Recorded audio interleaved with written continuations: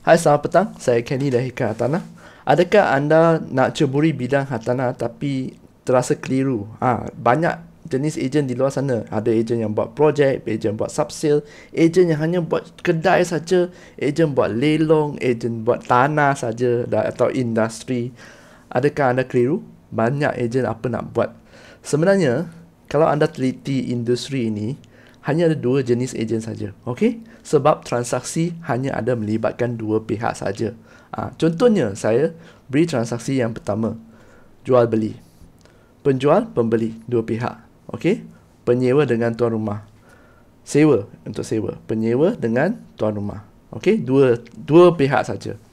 Jadi, dikala anda nak pilih untuk jadi ejen hartanah, saya sendiri, saya kongsikan saya biasa berurusan dengan penjual. Saya tak berurusan dengan pembeli. Okey, kerana kalau pembeli banyak cerewet. Jadi saya biasa berurusan dengan penjual. Tapi kenapa macam ni ya? Kita akan cakap pasal penjual ya. Tapi konsep penjual dan pembeli atau tuan rumah dengan penyewa adalah sama ya.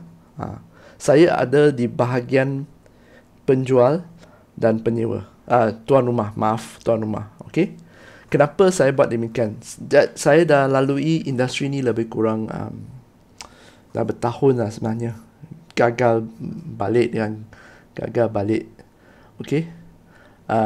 Jadi saya lebih suka berdiri di bahagian penjual. Maksudnya, penjual beri rumah listing hartanah dipanggil listing, rumah ke apa ke untuk dijual, hartanah untuk jual, saya yang jadi penjualnya. Saya yang tolong jualkan, saya yang tolong sewakan. Kerana kalau saya ada satu rumah tersebut, saya ada kunci mah. Jadi ini boleh, maksudnya saya boleh pilih masa saya nak bekerja, betul? Dengan siapa saya nak bekerja. Katakan saya ada kunci ni dan tiba-tiba ada 10 orang yang nak beli, 10 orang yang nak tengok rumah. 5 orang buyer, 5 orang lagi adalah co-agent. Agent nak bawa prospek. Okey?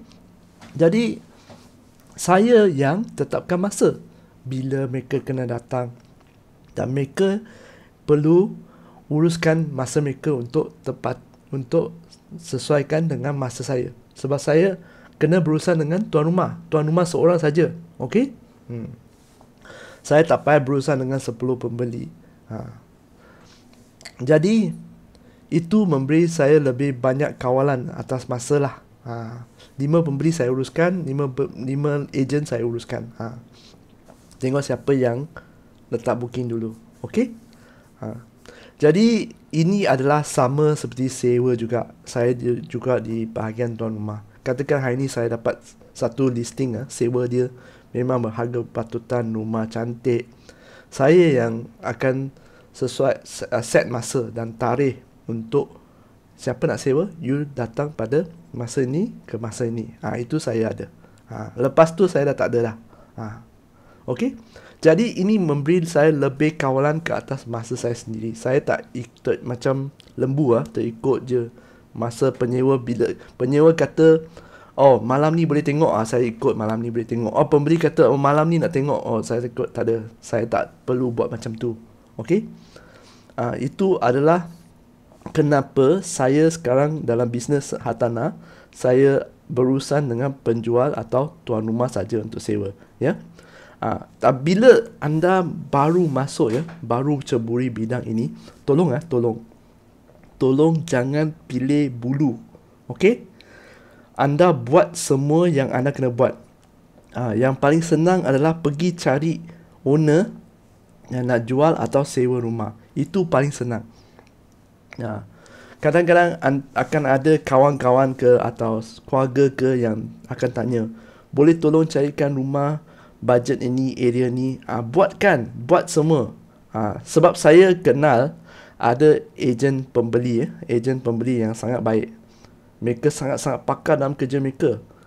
Sekarang kalau saya dapat pertanyaan macam tu untuk beli, saya biasa akan beri pada ejen pembeli. Mereka lebih fasih dalam tempat tu dan mereka pergilah cari. Dan anda kena ingat dalam kerja bidang hartanah ni, kalau anda berurusan dengan pembeli, tak semestinya pembeli tersebut akan beli dengan anda tau. Anda boleh tunjuk banyak-banyak rumah, tunjuk. Tapi pembeli beli dengan ejen lain. Sebab pembeli pun ada masa, timeline dia sendiri. Penyewa lagi lah. Kalau sewa lagi cepat. Mereka tanya, hai, bulan ni, bulan depan dah nak masuk. You ingat mereka akan tunggu you? Tak ada. Mereka tak tunggu you. Okay? Sebab tu saya dah lama dalam industri ni, saya pilih untuk di bahagian penjual atau tuan rumah. Dan lagi satu, saya banyak buat video. Saya banyak buat video tentang rumah. Saya berkongsi dari sudut pandangan rumah, berkongsi video rumah. Okay? Saya suka buat. Dan kalau saya berada di bahagian penjual atau tuan rumah, saya boleh masuk rumah ambil video. Senang. Okay? Jadi itu adalah perkongsian untuk saya. Maaf. Saya nak beri satu contoh. Kalau anda tak dapat bayangkan, saya nak beri satu contoh. Katakan hari ni saya ada satu barang mainan ni. Barang mainan Pokemon ni. Saya nak cari buyer. Saya perlukan satu je buyer untuk ni.